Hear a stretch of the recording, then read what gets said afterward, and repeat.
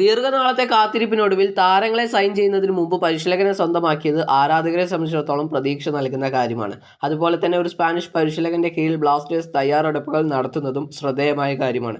ISLൽ Spanish പരിശീലകർക്ക് മികച്ച track റെക്കോർഡുകളുണ്ട്. Jose Molina, Manolo Marquez, Sergio Lobera, Habas, Juan Ferrando തുടങ്ങിയവർ ISLൽ പയറ്റിത്തെളിഞ്ഞ സ്പാനിഷ് പരിശീലകരാണ്. കേരള ബ്ലാസ്റ്റേഴ്സ് അടുത്ത സീസണിലും ലക്ഷ്യമിടുന്നത് ഇതേ സ്പാനിഷ് തന്ത്രമാണെന്ന് ഇതിനോടകം നടത്തിയ നീക്കങ്ങളിൽ നിന്ന് വ്യക്തമാണ്.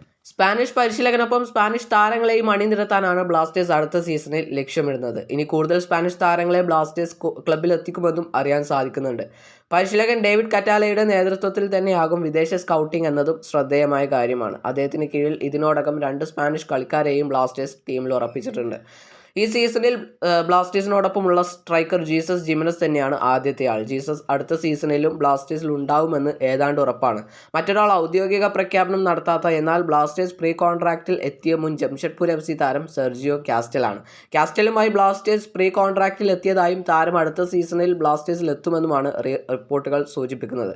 അങ്ങനെയാണെങ്കിൽ അടുത്ത സീസണിൽ ബ്ലാസ്റ്റേഴ്സിൽ ഉറപ്പിക്കാവുന്ന 3ാമത്തെ സ്പാനിഷ് സാന്നിധ്യമാണ് അദ്ദേഹം. സ്പാനിഷ് സംസാരിക്കുന്ന 3 പേർ ഒരു ടീമിൽ ഭാഗമാവുന്നത് തീർച്ചയായും അവർ തമ്മിലുള്ള കമ്മ്യൂണിക്കേഷൻ മികച്ചതാക്കും. കൂടാതെ ലൂണയ്ക്കും സ്പാനിഷ് വശമുണ്ട്.